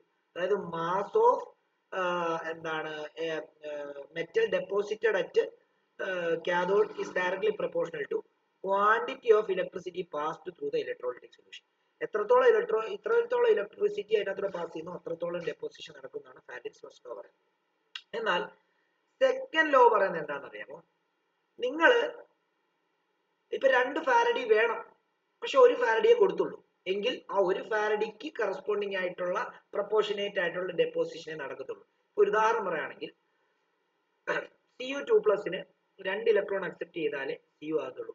നിങ്ങൾ 2 ഇലക്ട്രോൺ അക്സെപ്റ്റ് ചെയ്യാൻ വേണ്ടി 2 ഫാരഡേ കൊടുക്കണമായിരുന്നു. നിങ്ങൾ 1 ഫാരഡേ കൊടുത്തുണ്ടെങ്കിൽ 2 ഫാരഡേ കൊടുക്കുമ്പോൾ 63.5 ഗ്രാം ഡെപ്പോസിറ്റ് ചെയ്യെങ്കിൽ 1 ഫാരഡേ കൊടുത്തു കഴിഞ്ഞാൽ അതിന്റെ പകുതി, അതായത് ഏകദേശം ഒരു 31.75 ഗ്രാമേ ഡെപ്പോസിറ്റ് ചെയ്തു.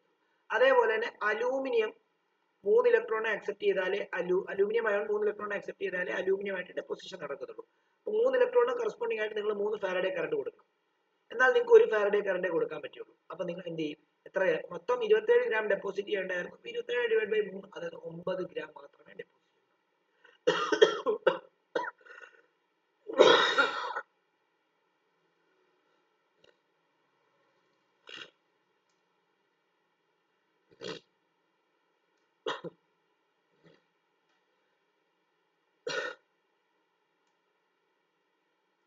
ഓക്കെ, ഇത് ഓർത്ത് വെച്ചേക്കുക. ഇത് വെച്ചിട്ട് ന്യൂമറിക്കൽസ് ഒക്കെ ഉണ്ടാവും. വളരെ സിമ്പിൾ ന്യൂമറിക്കൽ ആയിരിക്കും ഇതിന് ചോദിക്കുന്നത്, കുഴപ്പമില്ല. പിന്നെ അതേപോലെ ഇലക്ട്രോളിസിസ് ഓഫ് അക്വസ് NaCl-ഉം മോൾട്ടൺ NaCl-ഉം. ഇത് രണ്ടും ബൈഹാർട്ട് ചെയ്ത് പഠിച്ചേക്കുക. എന്താണ് ഏതെങ്കിലും ഒരെണ്ണം ചോദിക്കാറുണ്ട് കേട്ടോ. അപ്പം ഞാൻ ആദ്യം മോൾട്ടൺ NaCl പഠിപ്പിക്കാം. അതായത് ഇലക്ട്രോളിസിസ് ഓഫ് മോൾട്ടൺ NaCl.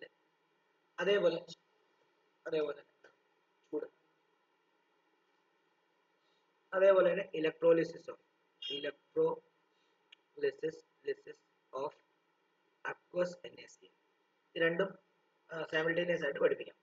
ഈ മോൾട്ടൺ NaCl എന്ന് പറയുമ്പോൾ ചുട്ടുപഴുത്ത NaCl, ഒന്നുമില്ല, ചൂടാക്കിയ ഉപ്പ്, അത്രേ ഉള്ളൂ. ഓക്കെ, അപ്പൊ ഞാൻ ഇതിനകത്ത് മോൾട്ടൺ ചുട്ടുപഴുത്ത അവസ്ഥയിൽ ഞാൻ NaCl എടുത്തിരിക്കുകയാണ്. അതിനകത്ത് ഇനേർട്ട് ആയിട്ടുള്ള 2 ഇലക്ട്രോഡ്, അതായത് റിയാക്ഷനിൽ പങ്കെടുക്കാത്ത, ഇപ്പൊ നമ്മൾ നേരത്തെ കോപ്പറും അതേപോലെ തന്നെ അങ്ങനെയൊക്കെ പറഞ്ഞതെല്ലാം റിയാക്ഷനിൽ പങ്കെടുക്കുന്ന ഇലക്ട്രോഡാണ്. എന്നാൽ ഇത് റിയാക്ഷനിൽ പങ്കെടുക്കാത്ത ഇലക്ട്രോഡാണ് ഞാൻ മുക്കി വെച്ചിരിക്കുന്നത്. റിയാക്ഷനിൽ പങ്കെടുക്കാത്ത ഇലക്ട്രോഡിനെ ഇനേർട്ട് ഇലക്ട്രോഡ് എന്ന് പറയും. അല്ലെങ്കിൽ പ്ലാറ്റിനം ആകാം, അല്ലെങ്കിൽ ഗ്രാഫൈറ്റ്. അഥവാ ഗ്രാഫൈറ്റ് എന്ന് പറയുമ്പോൾ കാർബണിന്റെ അലോട്രോപ്പ് ആണല്ലോ ഗ്രാഫൈറ്റ്. ഇങ്ങനെ മുക്കി വെച്ചിരിക്കുന്നു. ഇത് ബാറ്ററിയുടെ പോസിറ്റീവ് കൊടുക്കുന്നു, ഇത് ബാറ്ററിയുടെ നെഗറ്റീവ് കൊടുക്കുന്നു. കീയുടെ സ്ഥാനത്ത് എപ്പോഴാണോ കീ കൊടുക്കുന്നത് അപ്പം പോസിറ്റീവ് ഇത് നെഗറ്റീവ്, ഇത് പാനോട് പോസിറ്റീവ് ഇത് നെഗറ്റീവ്. അപ്പം ബാറ്ററിയുടെ പോസിറ്റീവ് ഇത് നെഗറ്റീവിലോട്ട് കറണ്ട് ഫ്ലോ ചെയ്ത് തുടങ്ങുമ്പോൾ ഇവിടെ Na+ഉം Cl- ആയിട്ട് സ്പ്ലിറ്റ് ആവും.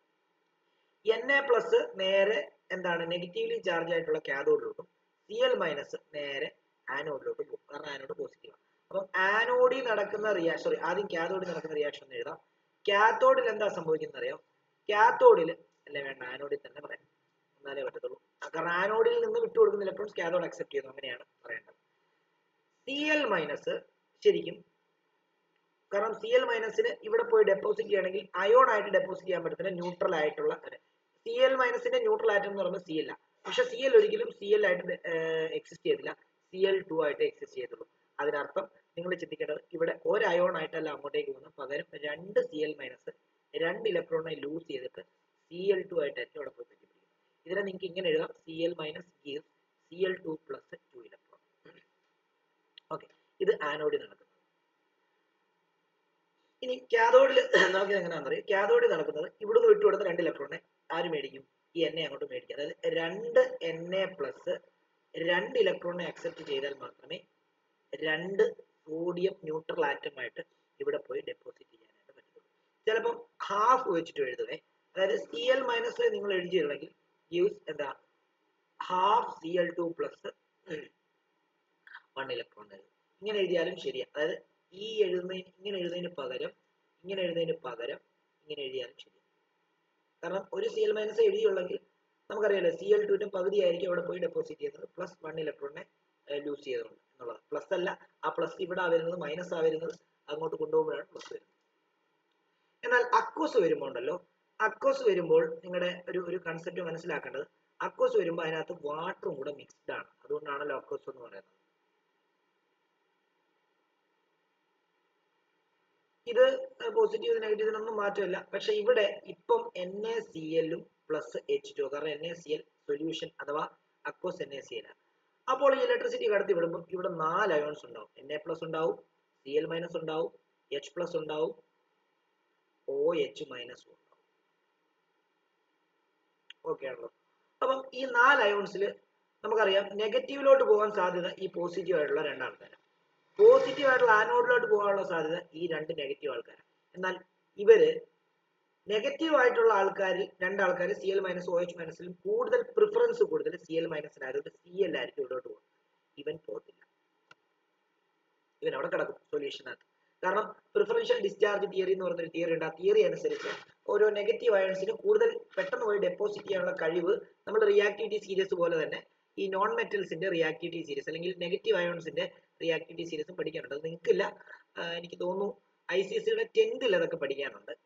പ്ലസ് 2ലും വലിയ ഡീറ്റെയിൽ ആയിട്ടൊന്നുമില്ല. ഓക്കെ, എന്നാൽ നിങ്ങൾ അറിഞ്ഞിരിക്കുക Cl ആയിരിക്കും പോകുന്നത്.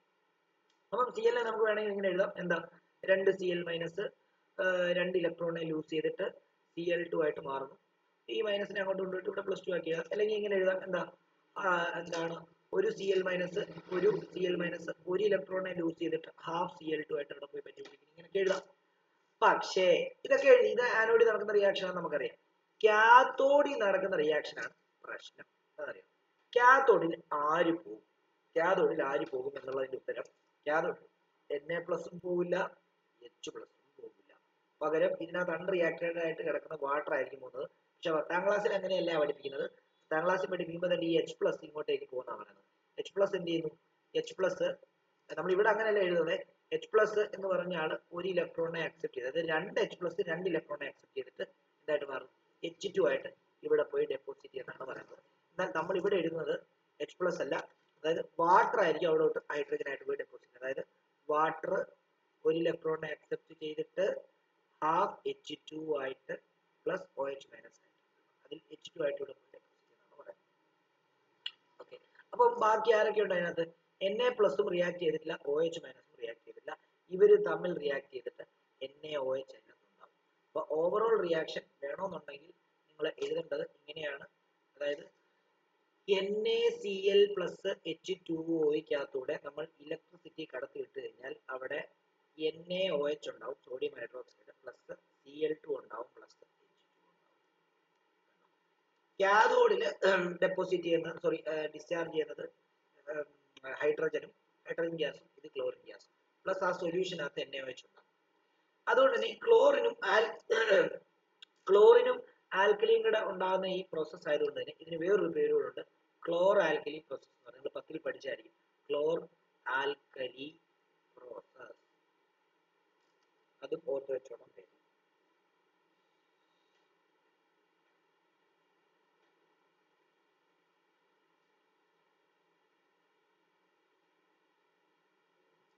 പിന്നെ ഞാൻ ആ സെല്ലുകളെ പറ്റി, അതായത് സെല്ലുകൾ പ്രൈമറിയും സെക്കൻഡറിയും ഉണ്ട്. പ്രൈമറി എന്ന് പറയുമ്പോഴത്തേക്കും 1 ടൈം യൂസ് ആണ്. ഒരു പ്രാവശ്യം റിയാക്ഷൻ നടന്നു കഴിഞ്ഞാൽ റിവേഴ്സിബിൾ റിയാക്ഷൻ പോസിബിൾ അല്ല, അതുകൊണ്ട് തന്നെ 1 ടൈം യൂസ് ആണ്. അത് യൂസ് ചെയ്ത് കഴിഞ്ഞിട്ട് കുറെ നാൾ കഴിയുമ്പോഴത്തേക്കും കളയണം.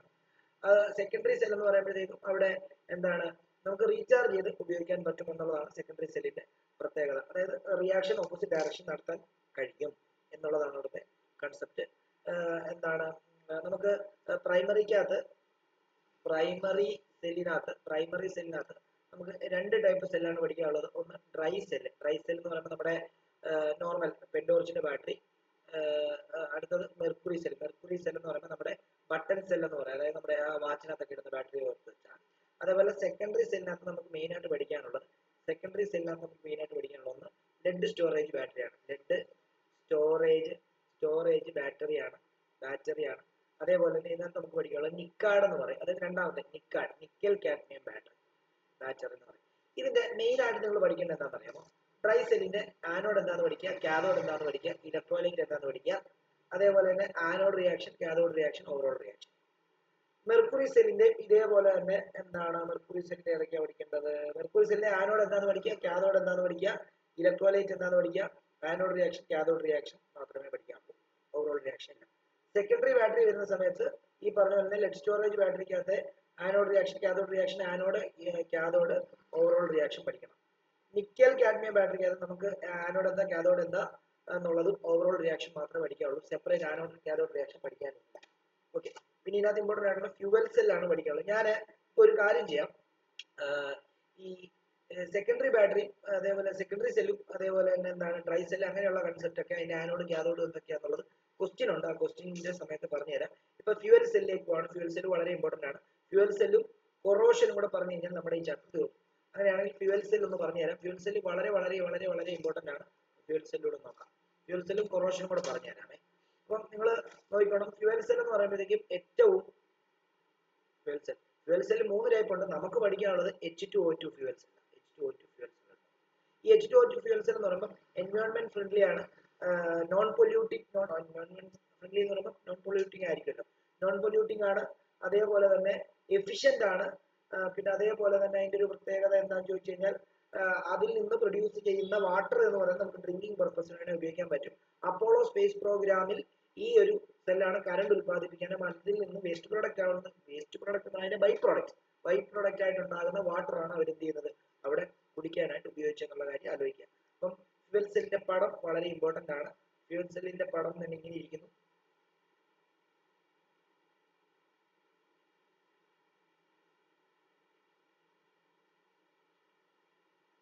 ഇവിടെയാണ് നമ്മൾ ഇലക്ട്രോലൈറ്റ് നിറച്ചിരിക്കുന്നത്. ഇവിടെ എല്ലാം പെർഫറേഷൻസ് ആണ്, ചെറിയ ചെറിയ കിഴുത്തുകളുണ്ട്. ഇവിടെ നമ്മൾ ഉപയോഗിച്ചിരിക്കുന്നത് അക്വസ് NaOH ആണ്. അക്വസ് NaOH ആണ്. അതേപോലെ ഇവിടെ ഒരു ഗ്യാപ്പ് ഉണ്ട്. ഇതുവഴിയാണ് ഇതിൽ നിന്ന് റിയാക്ഷന്റെ ബൈ പ്രൊഡക്റ്റ് ആയിട്ടുള്ള വാട്ടർ പുറത്തേക്ക് വരുന്നത്. ഇതുവഴി നമ്മൾ എന്ത് ചെയ്യുന്നു, ഹൈഡ്രജനെ കടത്തി വിടുന്നു. ഇതുവഴി നമ്മൾ ഓക്സിജനെ കടത്തി വിടുന്നു. ഓക്കെ. അപ്പം ഹൈഡ്രജനെ ഓക്സിജനെ കടത്തി വിടുന്ന സമയത്ത് അവർ തമ്മിൽ കമ്പൈൻ ചെയ്ത് ഉണ്ടാകുന്ന ഇലക്ട്രിസിറ്റിയും പ്രൊഡക്റ്റ് ആയിട്ടുള്ള വാട്ടർ നമുക്ക് യൂസ്ഫുൾ ആയിട്ട് ഉപയോഗിക്കാനായിട്ട് സാധിക്കും. ഓക്കെ. ഇനി ഇത് കാണാതെ പഠിച്ചു വെച്ചോണം. ഇത് ഇവിടെ ആനോഡ്, ഇത് ആനോഡും ഇത് കാഥോഡും ആണെന്നുള്ള കാര്യം ആലോചിച്ച് വെച്ചോണേ. ഓക്കെ. അപ്പം ആനോഡിൽ നടക്കുന്ന റിയാക്ഷൻ ബൈ ഹാർട്ട് ചെയ്യുക, കാഥോഡിൽ നടക്കുന്ന റിയാക്ഷൻ ബൈ ഹാർട്ട് ചെയ്യുക.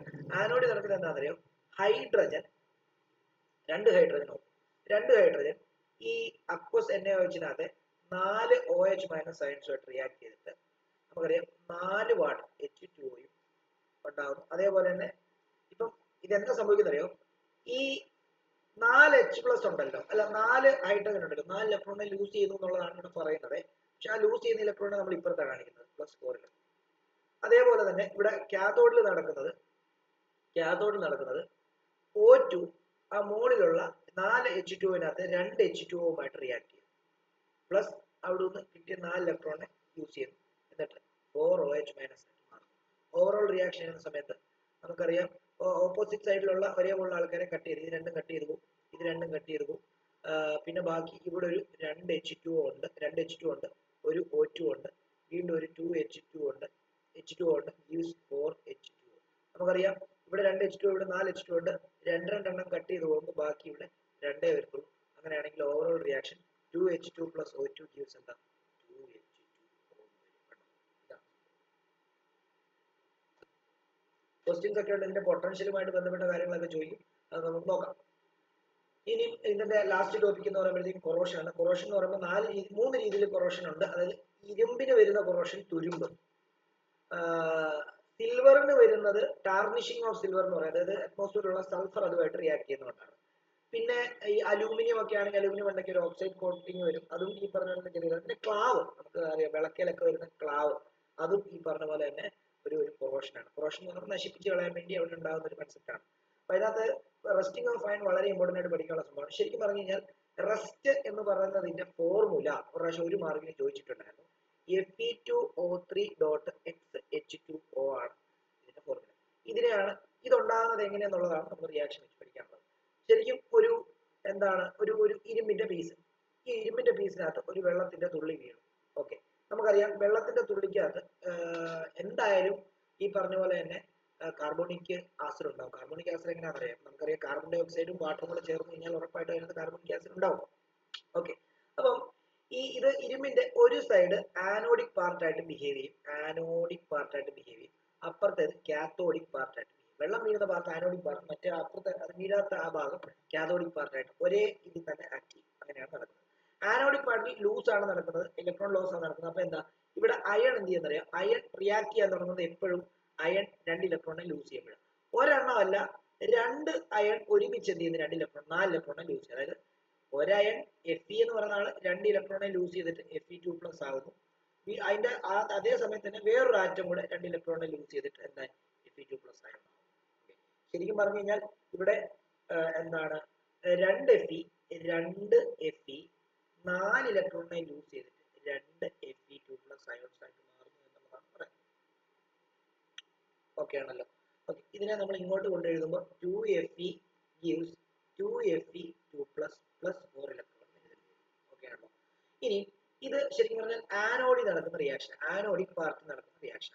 കാത്തോഡിക് പാർട്ടിൽ എന്താണ് നടക്കുന്നത് നമുക്കറിയാം. കാത്തോഡിക് പാർട്ടിൽ ഇഷ്ടത്തിന് അറ്റ്മോസ്ഫിയറിൽ ഓക്സിജൻ ഉണ്ട്. ആ ഓക്സിജൻ എന്ത് ചെയ്യാൻ അറിയാമോ,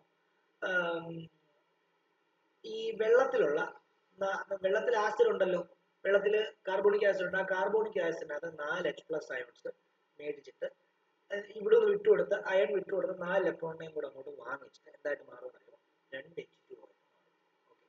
ഓവറോൾ റിയാക്ഷൻ എഴുതുന്ന സമയത്ത് 2Fe plus O2 plus 4H plus 4 electron gives 2Fe2 plus 2H2O plus 4 electrons. 4 electron പോയി, ബാക്കി അതേപോലെ തന്നെ എഴുതി കഴിഞ്ഞാൽ 2Fe plus O2 plus 4H plus gives 2Fe2 plus എത്രയാണ് 2H2O ആണല്ലോ. അങ്ങനെയാണെങ്കിൽ നമുക്ക് ഈ Fe2+ ഓൾറെഡി Fe2+ ഫോം ചെയ്യാൻ തുടങ്ങുമ്പോൾ ഇതിന്റെ നാശം തുടങ്ങും. ഏതിന്റെ? ഇരുമ്പിന്റെ നാശം തുടങ്ങും. ഇരുമ്പിന്റെ സ്ട്രെങ്ത് എല്ലാം പോയി തുടങ്ങും. ഇനി എന്ത് ചെയ്യുന്നറിയാമോ, ഈ Fe2+ വീണ്ടും എന്ത് ചെയ്യുന്നറിയാം, അറ്റ്മോസ്ഫിയറുള്ള ഈർപ്പമായിട്ടോ അല്ലെങ്കിൽ അതേ വീഴുന്ന വെള്ളമായിട്ടോ ഓക്സിജന്റെ പ്രസൻസിൽ റിയാക്ട് ചെയ്യുമ്പോൾ അവിടെ ഫെറിക് ഓക്സൈഡ് ഉണ്ടാവും, Fe2O3 ഉണ്ടാവും, പ്ലസ് 4H+. ഈ Fe2O3 വീണ്ടും അറ്റ്മോസ്ഫിയറിലുള്ള വാട്ടർ മോളിക്യൂളുമായിട്ടോ അല്ലെങ്കിൽ വാട്ടർ വേപ്പറുമായിട്ടോ ചേരും. അത് നമുക്ക് ഇത്ര എമൗണ്ട് ഒന്നുമില്ല, ഞാനൊരു XH2 എടുക്കുകയാണ്. അപ്പോഴാണ് Fe2O3.XH2O. ഇതാണ് നമ്മുടെ തുല്യം.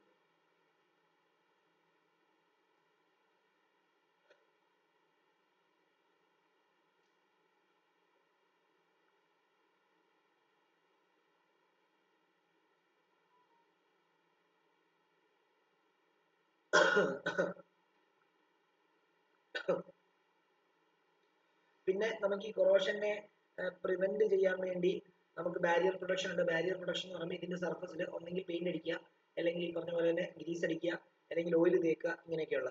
പിന്നെ സാക്രിഫിഷ്യൽ പ്രൊട്ടക്ഷൻ ഉണ്ട്. ഇപ്പൊ നമ്മുടെ പേരൻസ് ഒക്കെ നമുക്ക് വേണ്ടി ചെയ്യുന്ന ഒരു കൺസെപ്റ്റ് ആണ്. ഈ ഒരു ഉദാഹരണം പറയുകയാണെങ്കിൽ ഞാനൊരു അയൺ എടുക്കുന്നു, ഈ അയണിന്റെ മണ്ടയ്ക്കോട്ട് ഞാൻ സിങ്ക് കോട്ട് ചെയ്യും. സിങ്ക് കോട്ട് ചെയ്ത് കഴിഞ്ഞാൽ സിങ്ക് അയണിനെക്കാളും കൂടുതൽ റിയാക്റ്റീവ് ആയതുകൊണ്ട് ആദ്യം ഇലക്ട്രോണെ ലോസ് ചെയ്യുന്നത് സിങ്ക് ആയിരിക്കും. അപ്പൊ സിങ്ക് എല്ലാം ലോസ് ചെയ്ത് നഷ്ടപ്പെട്ട് സിങ്ക് എല്ലാം പോയി കഴിഞ്ഞിട്ട് പിന്നീട് എന്ത് ചെയ്യത്തുള്ളൂ, ഈ അയൺ ഇതിനകത്തുള്ള അയൺ ലോസ് ചെയ്യാം. അപ്പൊ അതുവരെ എന്ത് ചെയ്യും, അയൺ പ്രൊട്ടക്റ്റാ. അപ്പം കുറച്ച് കഴിയുമ്പോഴത്തേക്ക് നമുക്ക് വീണ്ടും എന്ത് ചെയ്യും, നമുക്ക് സിങ്ക് കോട്ട് ചെയ്യാം. ഇതിനെ ഗാൽവനൈസേഷൻ എന്നാണ് പറയുന്നത്. അപ്പൊ സ്വന്തം ശരീരം കളഞ്ഞുകൊണ്ട് മറ്റൊരാളെ പ്രൊട്ടക്ട് ചെയ്യുന്ന ഒരു പരിപാടി, നമ്മുടെ പേരൻസ് ചെയ്യുന്ന പരിപാടി തന്നെയാണ് ഈ സാക്രിഫിഷ്യൽ പ്രൊട്ടക്ഷൻ എന്ന് പറയുന്നത്. പിന്നെ കാഥോഡിക് പ്രൊട്ടക്ഷൻ ഉണ്ട്. അതായത് ഇപ്പം ഇവിടെ ഇപ്പൊ ഇവിടെ അയൺ ആണ്, ഈ അയണിനെക്കാളും റിയാക്ടിവിറ്റി കൂടിയ സിങ്ക് എന്ത് ചെയ്യുന്നു, അവരെ ഒരു വയർ വെച്ചിട്ട് കണക്ട് ചെയ്യുന്നു. അപ്പം അയണിനെക്കാളും പെട്ടെന്ന് ഇലക്ട്രോണെ ലൂസ് ചെയ്യുന്ന സിങ്കാണ്, കാരണം സിങ്കിനാണ് റിയാക്ടിവിറ്റി കൂടുതൽ. അപ്പൊ അയണ് ഇവിടുന്ന് 2 ഇലക്ട്രോണെ ലൂസ് ചെയ്തിട്ട് Fe2+ ആകാൻ ശ്രമിക്കുന്നതിന് മുമ്പ് ഇവൻ ലൂസ് ചെയ്തിട്ട് എന്ത് ചെയ്യും, ലൂസ് ചെയ്തിട്ട് Zn2+ ആവും. ആ ലൂസ് ചെയ്യുന്ന സമയത്ത് എന്ത് ചെയ്യും, ആ ഇലക്ട്രോൺ ഈ വയർ വഴി ഇവിടെ എത്തുകയും Fe2+ന് വീണ്ടും 2 ഇലക്ട്രോൺ കിട്ടുകയും Fe ആയിട്ട് മാറുകയും ചെയ്യും. അതായത് ഈ ഇലക്ട്രോൺ വിട്ടുകൊടുക്കാൻ സമയത്തിന് അതിന് മുമ്പ് ഇവിടുന്ന് അങ്ങോട്ടേക്ക് ഇലക്ട്രോൺ സപ്ലൈ ചെയ്തോണ്ടേ. പിന്നെ നമുക്ക് ആന്റി റസ്റ്റ് സൊല്യൂഷൻ ഉണ്ട്, ആൽക്കലൈൻ ക്രോമേറ്റും ഉണ്ട്, ആൽക്കലൈൻ ഫോസ്ഫേറ്റും ഉണ്ട്. അപ്പം അത് വെച്ചിട്ട് നമുക്ക് എന്ത് ചെയ്യാൻ പറ്റും, നമുക്ക് അത് ജസ്റ്റ് അടിച്ചു കഴിഞ്ഞാൽ ഈ പറഞ്ഞ പോലെ തന്നെ റസ്റ്റ്. ഞാൻ ഞങ്ങളുടെ വീട്ടിൽ പെയിന്റിങ് നടക്കണം. അപ്പൊ പെയിന്റിങ് നടക്കുന്നതിന്റെ ഭാഗമായിട്ട് ഞാൻ എപ്പോക്സി എന്ന് പറയുന്ന ഒരു ഇത് മേടിച്ചു. എപ്പോക്സി എന്ന് പറയുമ്പോൾ അതിനകത്ത് സിങ്ക് അതേപോലെ റിയാക്റ്റീവ് ആയിട്ടുള്ള കുറേ എലമെന്റുകൾ ചേർന്ന് അതിനകത്ത് ഈ ആന്റി റസ്റ്റ് സൊല്യൂഷനും ചേർന്നാണ്. നല്ല ഈ പറഞ്ഞ പോലെ തന്നെ നമ്മൾ ആ പെയിന്റ് അടിച്ചു കഴിഞ്ഞാൽ എന്താണ് ചൊരണ്ടി കളഞ്ഞാൽ പോലും നമ്മൾ ഒരച്ച് നമ്മൾ ഇച്ചിരി ഷാർപ്പ് ഒബ്ജക്റ്റ് ഇട്ട് ചൊരണ്ടി കളഞ്ഞാൽ പോലും ആ പെയിന്റ് ഇളകി വരത്തില്ല.